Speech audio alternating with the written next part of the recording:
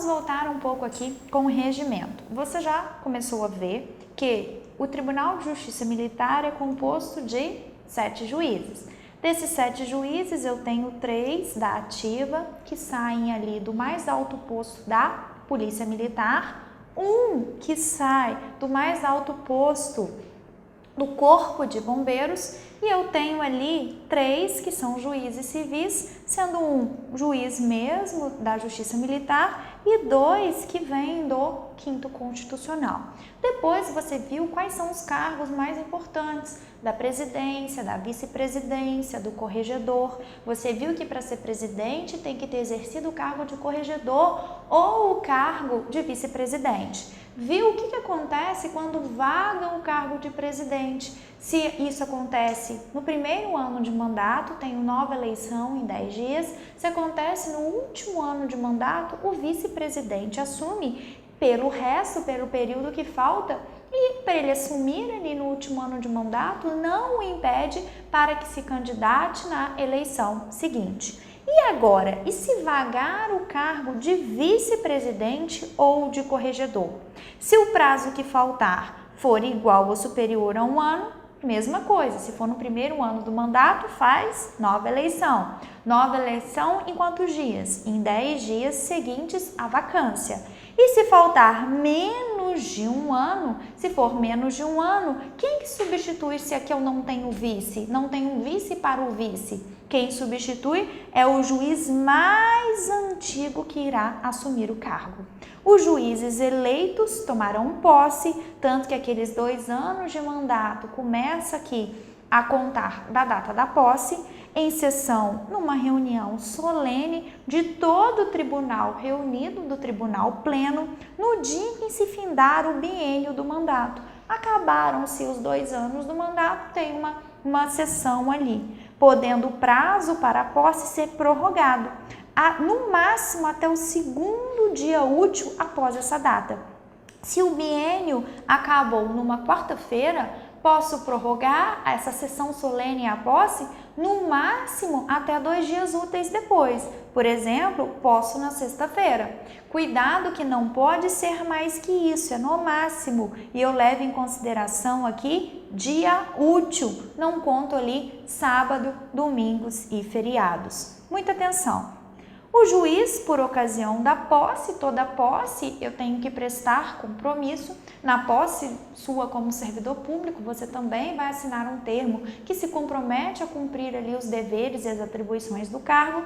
Aqui, qual é o compromisso que será prestado por esses juízes? Prometo desempenhar leal e honradamente as funções do cargo. Aí depende se for o cargo de presidente, de vice ou corregedor do Tribunal de Justiça Militar, respeitando a Constituição e as leis. Em um livro especial será lavrado o termo, será juntado esse papelzinho, esse documento assinado de posse e exercício, que será lido pelo secretário da sessão, da reunião e assinado. Quem que vai assinar? O presidente da sessão e pelo próprio empossado. Empossado é aquele que tomou posse, que pode ser para esses 3 cargos, sobre a eleição desses 3 cargos que nós estamos falando. Muito importante saber disso. Agora vamos falar da constituição do tribunal como um todo, do tribunal pleno. Eu já te adiantei que o tribunal pleno é formado pela totalidade de membros, quando 7 juízes ali estão reunidos. É isso que fala o artigo 9º. O tribunal pleno é constituído pela totalidade dos juízes do tribunal, que você sabe que são 7. Sendo as suas sessões aqui com 2 S, suas reuniões, são presididas. Adivinha por quem? Eu tenho um presidente para isso, pelo presidente do tribunal. Mas se o presidente do tribunal estiver impedido de presidir a reunião, quem vai presidir no lugar dele? Primeiro, o vice-presidente. E se o vice-presidente não puder? O juiz mais antigo. Presta atenção aqui que o corregedor não preside o tribunal pleno. Apesar de ser um cargo importante aqui, ele não é presidido pelo tribunal pleno. Primeiro o presidente, no seu impedimento, o vice-presidente, depois eu pego o juiz mais antigo. Numa sessão plenária, é indispensável o quórum, a presença de no mínimo 5 juízes. Então, eu preciso de um quórum aqui, de um quórum para iniciar os trabalhos desse tribunal pleno, um quórum de instalação, para que eu possa começar uma sessão plenária com todos os membros, eu preciso de um número mínimo de membros. E qual é esse quórum mínimo, esse número mínimo de membros para dar início a uma sessão? Nesse caso, eu preciso ter no mínimo 5 juízes. Mas desses 5 juízes, cuidado, não é só 5 juízes e ponto. Desses 5, preciso ter 3 militares e 2 civis.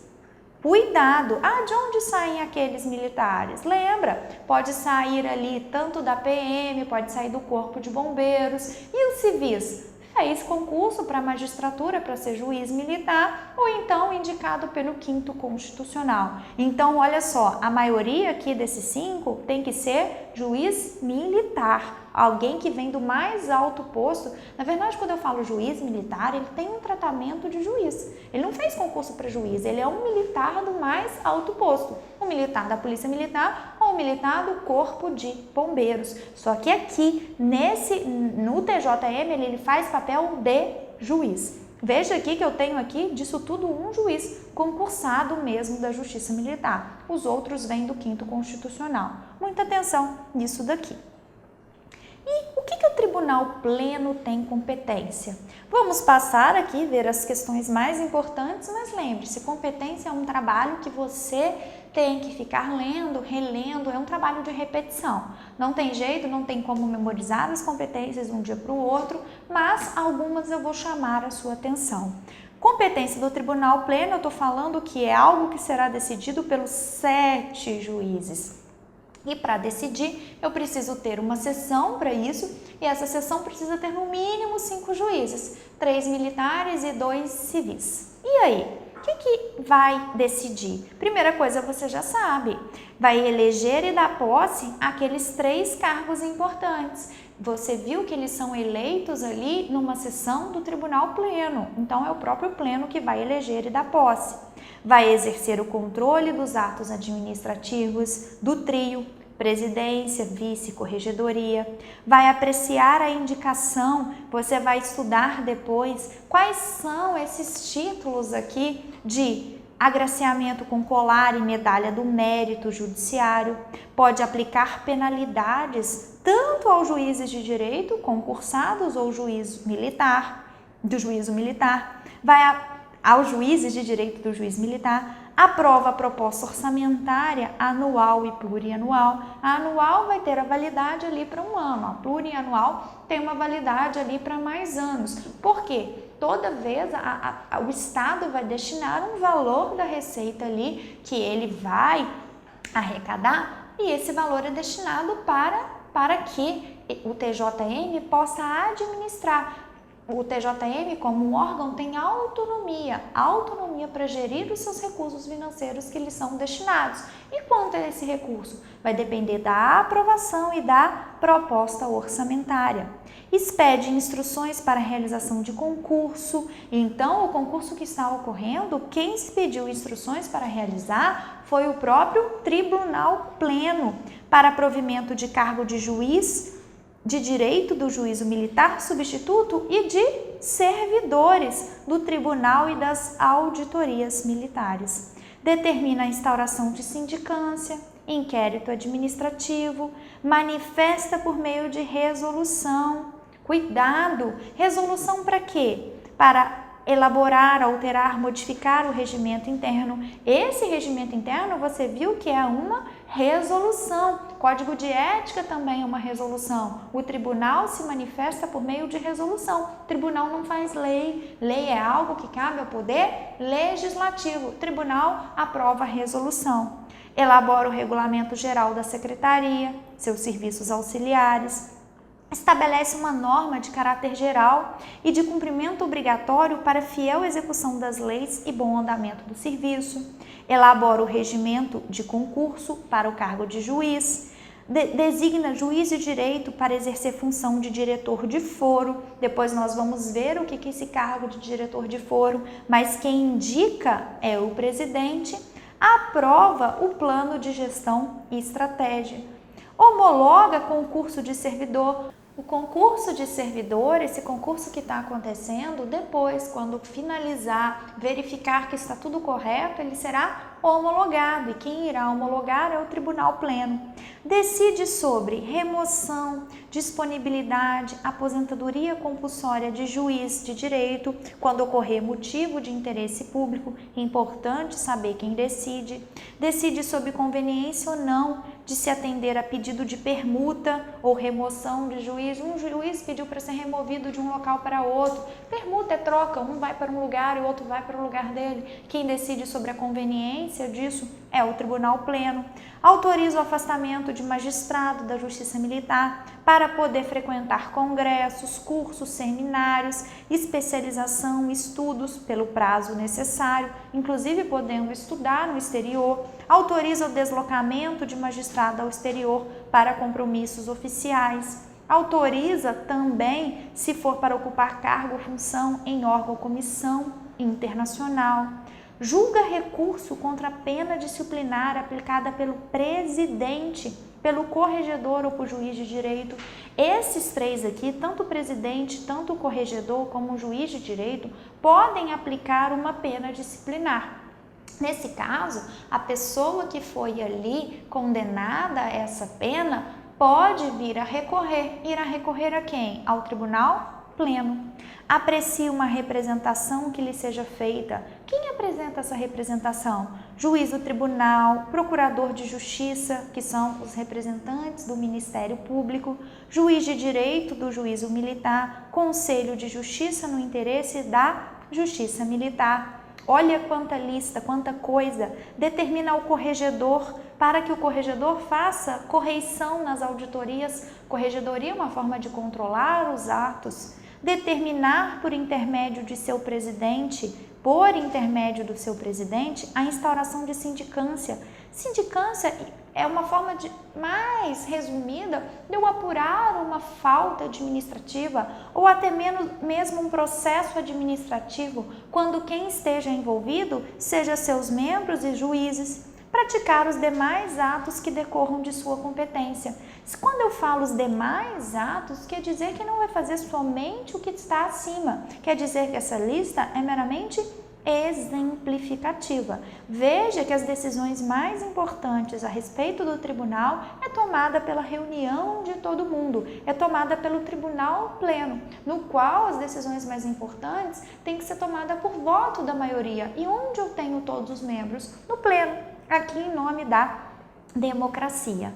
Compete ao Tribunal Pleno, agora estou falando de processos em si. Cuidado que você que nunca estudou direito, primeiro, nessa sua prova aqui, não vai exigir que você tenha conhecimentos muito profundos do que é um mandado de segurança, do que é um habeas corpus. Vamos separar as coisas aqui.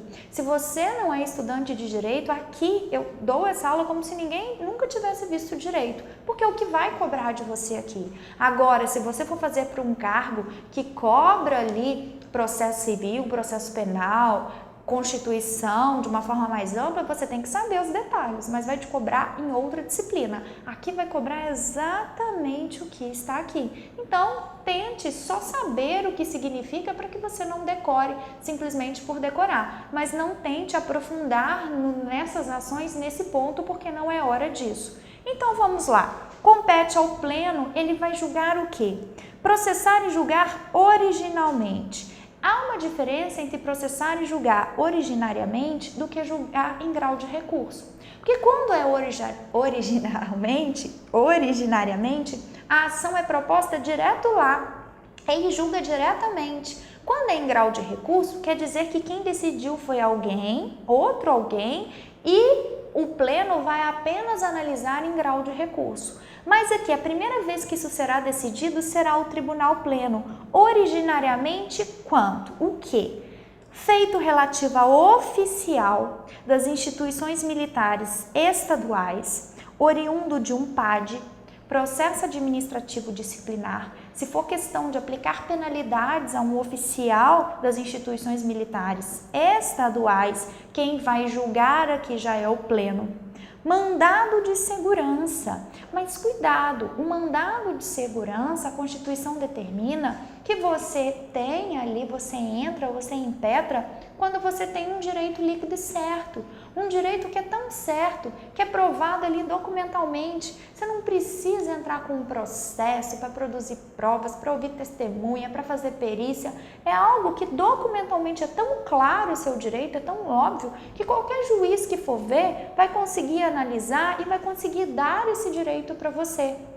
Nesse caso, você entra com mandado de segurança quando algumas autoridades estão ali impedindo que você exerça esse seu direito, que é tão líquido, que é tão certo. E essas pessoas que estão impedindo você de exercer esse direito, que a gente fala que é a autoridade coatora.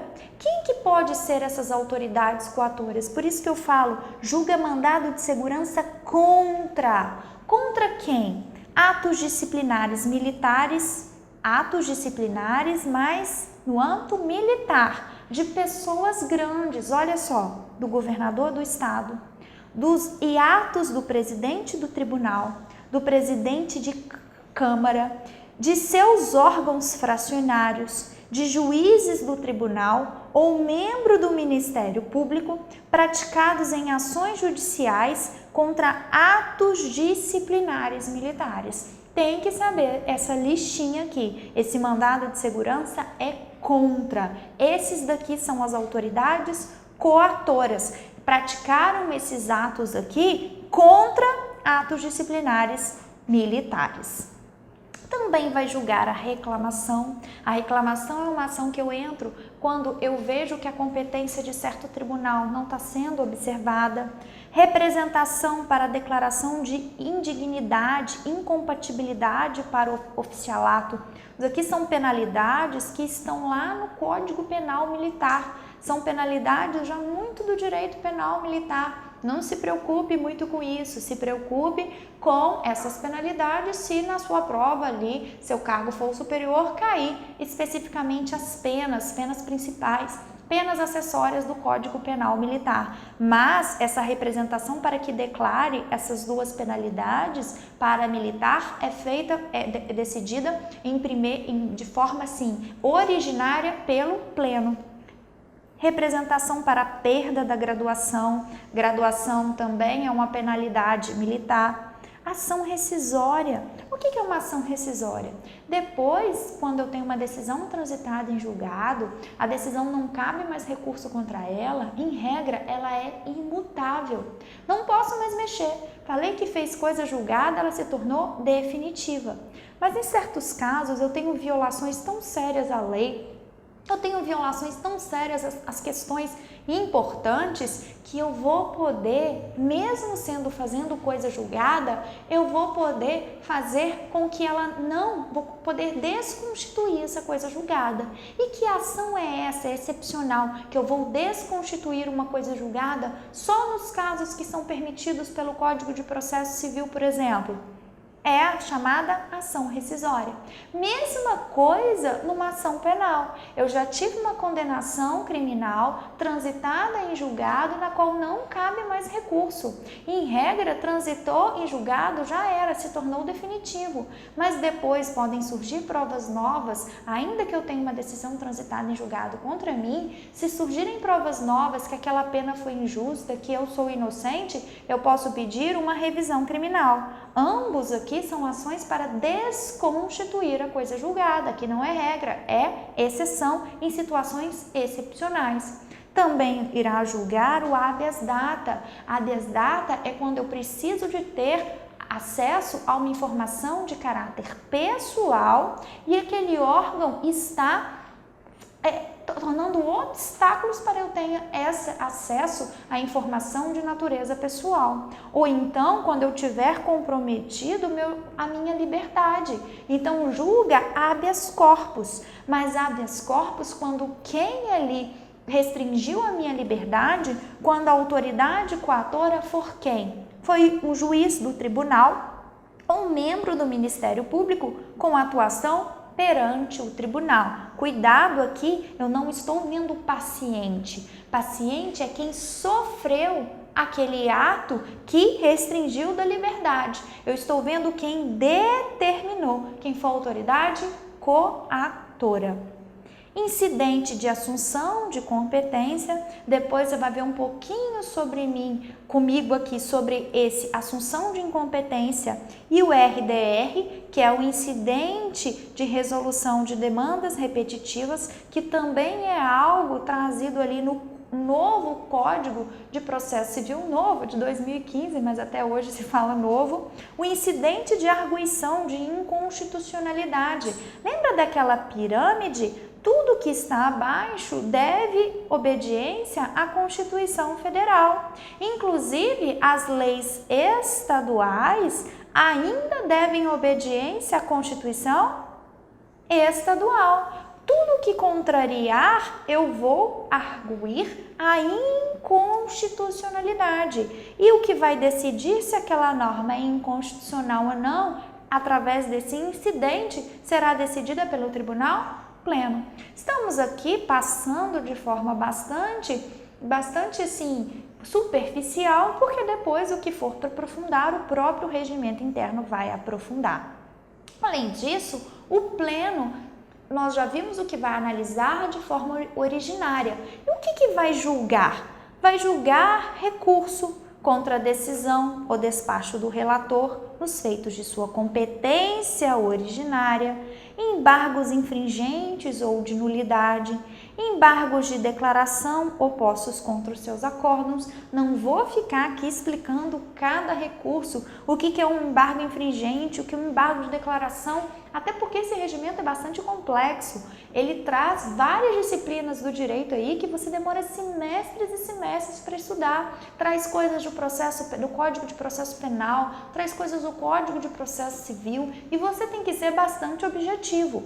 Se você fizer aqui nesse concurso do TJ Militar, se você fizer o cargo para analista ali judiciário de um cargo de nível superior em direito, você já tem que saber isso daqui.